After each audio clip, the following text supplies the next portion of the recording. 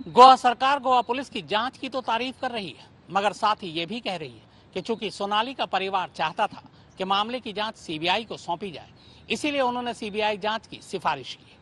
हालांकि गोवा पुलिस के सामने जो सवाल थे, अब सीबीआई के सामने भी वही सवाल होंगे, और इनमें सबसे बड़ा सवाल यही है कि सोनाली की मौत की वजह क्या थी, मौत हुई कैसे?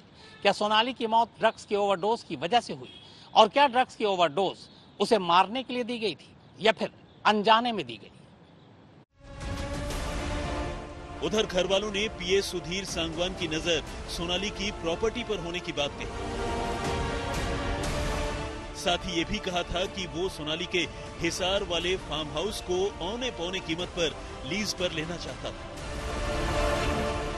सुधीर ने सोनाली की जिंदगी पर कुछ इस तरह कब्जा कर रखा था कि उसकी तरफ से सारे फैसले वही करता था। सोनाली के ड्राइवर ने यहां तक कहा था कि सोनाली के पास कई बार अपनी बेटी की स्कूल फीस भरने तक के पैसे नहीं होते थे।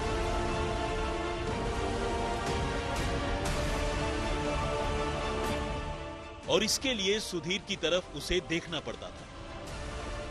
लेकिन अगर सोनाली की दौलत पर कब्जा करने के लिए ही सुधीर ने उसकी जान ली, तो भी सोनाली की मौत से सुधीर की इस साजिश को जोड़ना, यानी उसके खिलाफ सबूत इकट्ठा करना भी सीबीआई के लिए एक बड़ी चुनौती होगी। एक फिल्म डायरेक्टर ने यह भी कहा है कि सोनाली के असाइनमेंट के पैसे भी उसका पीए सुधीर ही रख लिया करता था। फिल्म डायरेक्टर अकरम अंसारी ने बताया है कि इवेंट्स की कुछ जानकारी के लिए उन्होंने सोनाली को कॉल किया था। ये बात सोनाली फोगाट की मौत से करीब 20 दिन पहले की है। जब बात हुई तो सोनाली ने पीए सुधीर का नंबर दिया और कहा कि पीए सुधीर से बात करें। इवेंट्स के लिए सुधीर ने सोनाली से बात किए बगैर हां कर दी। डायरेक्टर ने कहा कि एक बार मैडम से पूछकर बता दी, तो सुधीर ने कहा कि उनसे पूछने की कोई जरूरत नहीं है, उनके सारे फैसले मैं ही लेता हूं। इसके कुछ ही दिन बाद सुधीर ने अपने फोन से सोनाली और डायरेक्टर अकरम अंसारी की बात करवाई। सुधीर के दबाव बनाने पर सोनाली ने कहा कि जो सुधीर कहता है आप वैसा ही करें। इन बातों से लगता है कि कहीं न कहीं सोनाली सुधीर को ब्लैकमेल करता था। इस बात की पुष्टि भी कुछ ही दिनों बाद हो गई। सोनाली ने डायरेक्टर अकरम अंसारी को फोन करके कहा कि सुधीर को कोई पेमेंट नहीं करनी है, क्योंकि सुधीर ऐसा शख्स है जो मेरी मेहनत के पैसे तक मुझ तक पहुंचने नहीं देता है। साथ ही ये भी कहा था कि उसके और सुधीर के बीच अब कुछ अनबन है।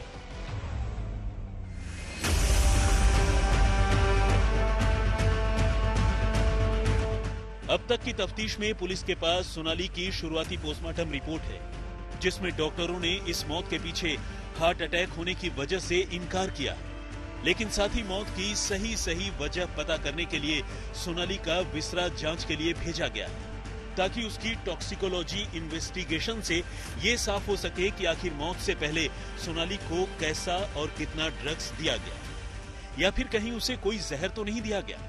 ये और बात है कि सोनाली को ड्रग्स पिलाने की तस्वीरें गोवा पुलिस के पास मौजूद हैं। उन तस्वीरों के साथ सोनाली की विसरा रिपोर्ट का मिलान भी जरूरी है। लेकिन ये भी सच है कि अगर कल को विसरा रिपोर्ट में ये बात सामने आती है कि मौत के पीछे वाकई ड्रग्स की ओवरडोज ही वजह है, कोई जहर वाली साजिश नहीं, तो भी सवाल ये अपनी जगह पर कायम रहेगा कि ड्रग्स की ओवरडोज देने के पीछे आखिर सोनाली के पीए और उसके दोस्त का मकसद क्या है? क्या ओवरडोज से हुई सोनाली की मौत एक हादसा थी? और अगर ये साजिश है, जैसा कि घर वालों का इल्जाम है, तो फिर सीबीआई के सामने मोटिव साबित करने की भी चुनौती होगी। सोनाली फोगाट के परिवार के दबाव के सामने आखिरकार गोवा के मुख्यमंत्री प्रमोद सावंत को झुकना ही पड़ा। गोवा के सीएम ने आज गृह मंत्रालय को लेटर लिखकर सोनाली फोगाट की मौत के मामले में सीबीआई जांच के आदेश दिए, जिसे गृह मंत्रालय ने स्वीकार कर लिया। यानी आने वाले दिनों में सीबीआई इस मामले में नई एफआईआर दर्ज कर गोवा का रुख कर सकती है। गोवा पुलिस ने अपनी तफ्तीश में कुल मिलाकर 5 लोगों को गिरफ्तार किया था, जिसमें सोनाली फोगाट के करीबी सुधीर और सुखविंदर भी शामिल हैं।